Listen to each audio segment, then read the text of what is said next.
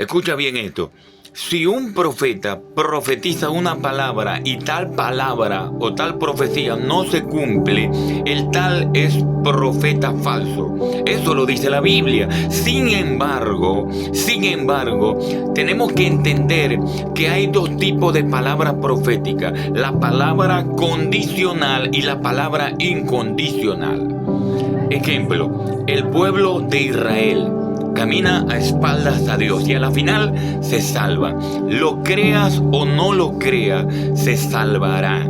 Porque es una palabra incondicional, es una profecía incondicional. Si un profeta está profetizando, lo primero que hay que estudiar es si la profecía o la palabra que está soltando es incondicional o condicional.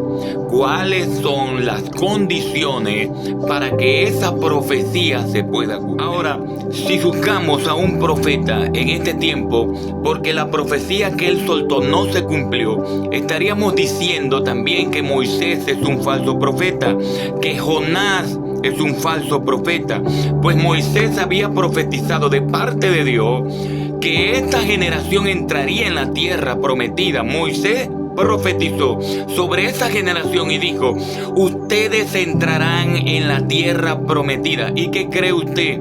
Ellos murieron en el desierto.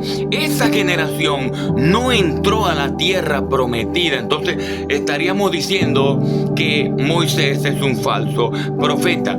Para que esa palabra haya cumplimiento, debemos de entender si es una palabra condicional o es una palabra incondicional. La profecía que Moisés soltó era una palabra, una profecía condicional. ¿Qué hay que conocer en este tiempo para que la palabra profética se cumpla? Dios habla con el profeta Jonás y le dice: ve a Nínive y pregona contra ella, porque enviaré juicio sobre esta nación. Jonás se levanta y va a Nínive después de su proceso de estar 3 días en el vientre de un pez. Jonás profetiza, pregona contra Nínive, que vendría juicio de parte de Dios sobre Nínive. Jonás se sienta a esperar debajo de una calabacera, a esperar el juicio de Dios. ¿Y qué cree usted que sucedió?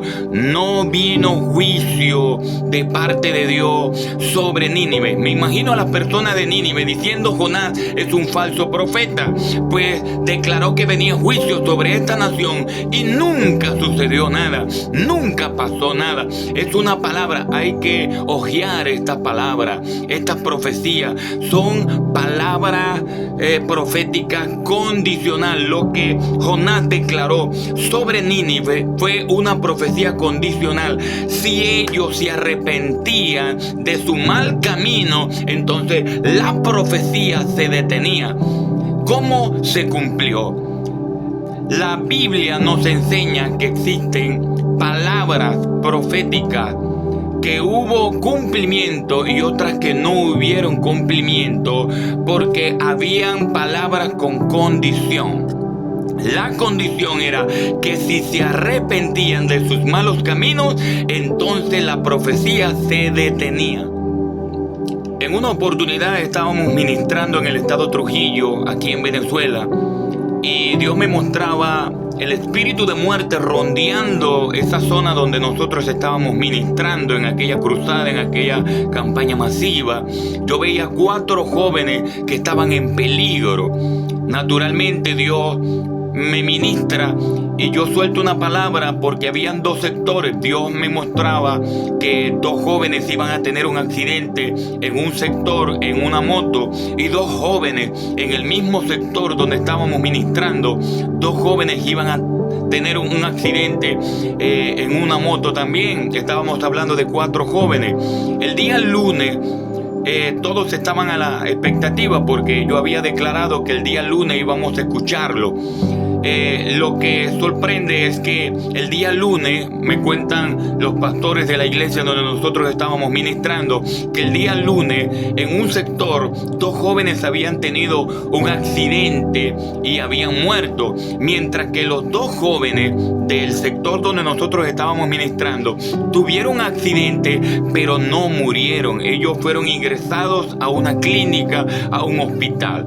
Ahora todo se volvió una crítica en ese momento, porque la gente estaba esperando que los 4 jóvenes murieran, y la gente todavía no entiende, y debemos de entender, estudiar en este tiempo, porque existen palabras con condición y existe la palabra incondicional.